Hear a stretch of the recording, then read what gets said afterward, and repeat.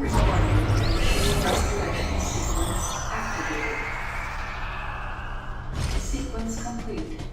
Process successful.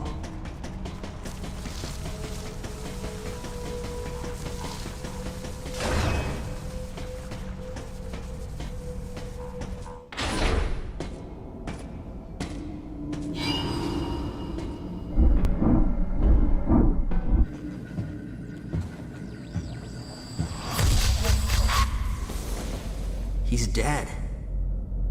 Someone or something attacked him.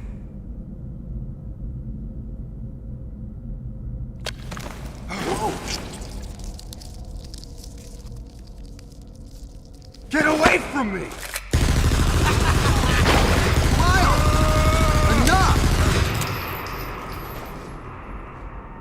It was obvious that there was some pervasive danger throughout the facility.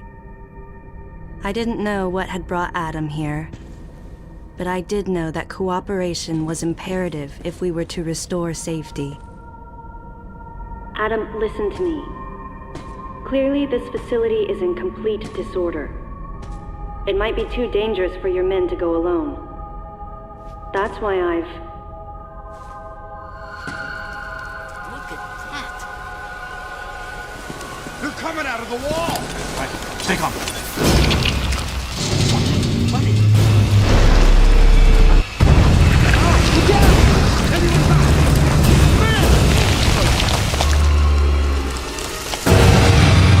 Open fire!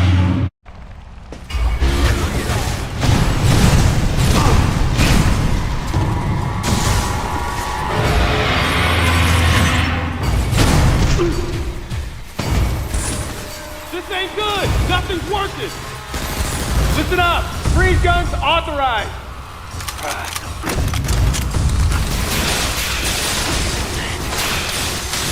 Samus, I'm authorizing missile use!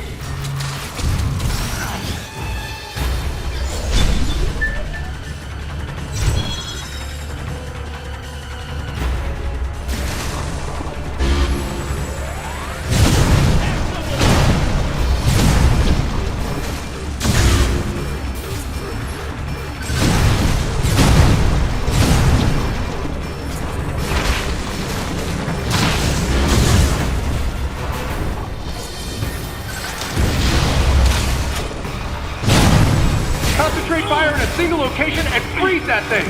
And Samus, you attack the frozen spot!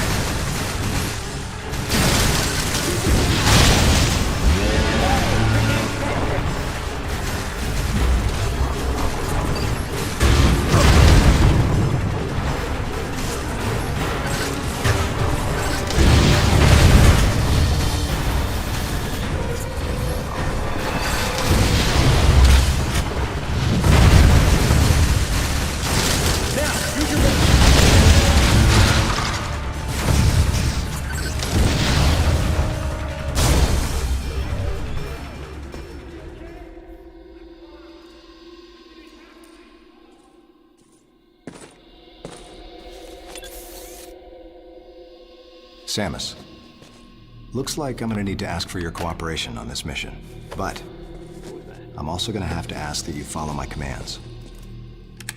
You don't move unless I say so, and you don't fire until I say so.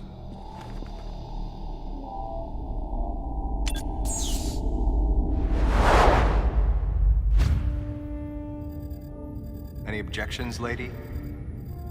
The thumbs up sign had been used by the Galactic Federation for ages. Me?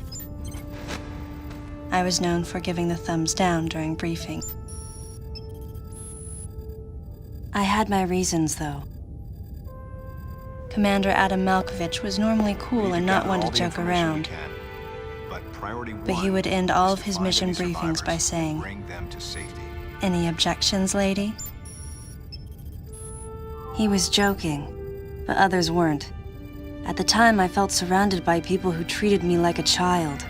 or used kid gloves because I was a woman. And yet with Adam, I was grateful for the nod. My past has left me with an uneasy soul, and as a result, it touched me on some level that Adam would acknowledge that past by calling me something delicate, like lady. And I knew more than anyone that every word from Adam was deliberate. My thumbs down was a twofold response.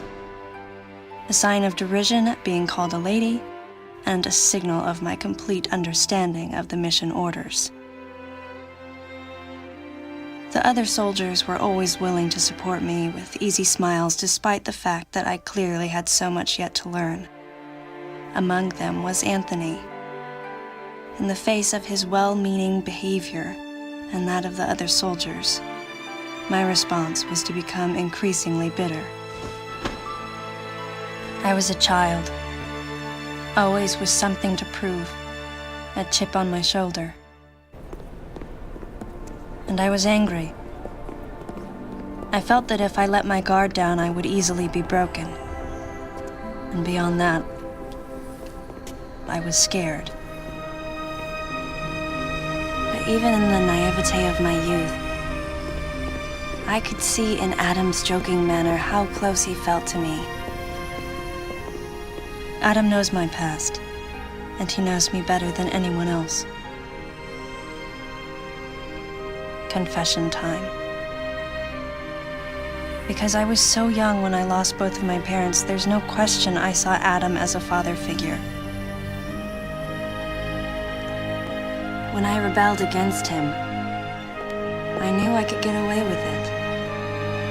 And his paternal compassion in the face of my rebellion reinforced the special bond I felt with him. I understood well that chances were slim that I would ever find anyone that understood me like Adam. And yet, when the time came, I still left his side. I was so young and naive.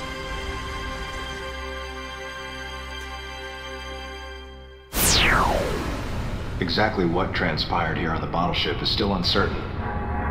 Here's what we do know. The equipment we thought had been destroyed is operational again. And we've seen casualties attributed to an unidentified and lethal creature. The situation is critical. We need to gather all the information we can, but priority one is to find any survivors and bring them to safety. Consider this site extremely dangerous. Be careful as you make your sweeps. And there's one problem. The wireless interference in this facility is all-pervasive. Your comm systems are useless. As a result, communication channels will be limited to the facility's navigation booths. Well then, Lyle, investigate Sector 1 and show a little restraint with the explosives. Gotcha. Maurice, you cover Sector 2. Repair any equipment you come across. Affirmative. Anthony, you're Sector 3. I'll leave it to you to decide whether plasma guns are called for. All right. James, check out the control bridge. Our communication issues might be the result of electrical interference. Yes, sir. And KG, run a complete sweep of the residential quarters and investigate any trace of survivors. Got it. Each of you is authorized to use a freeze gun. Do not forget to check in regularly via navigation booths. And Samus, you go to the system management room. Do everything you can to get the electrical system back up and running. Looks like your comm system is still functional. Remember, everything you see will also appear on this screen. Regarding auxiliary weapons, the use of bombs has been authorized. As far as your other weapons go, we will continue to investigate and authorize use as we can. However, we currently have no plans to authorize the use of power bombs. As you know, they have the ability to spread a high-temperature heat wave over a large area, impacting living things, which is a nice way of saying they can vaporize humans instantly. You should be well aware of how dangerous power bombs are, and how their devastation can't be obstructed with common materials. Once the mission in the system management room is complete, I need you to report back. I'll give you your next orders then. I want you all to be especially careful as you execute your missions. That's the end of the briefing. It was the first joint mission I'd been a part of since becoming a freelance bounty hunter. And of course, it was the first time since my Federation days that I was following the orders of a commanding officer. Having received mission orders from Adam, I felt confused and strangely exhilarated at the unexpected turn of events. I responded. Understood, Adam. No objections, of course.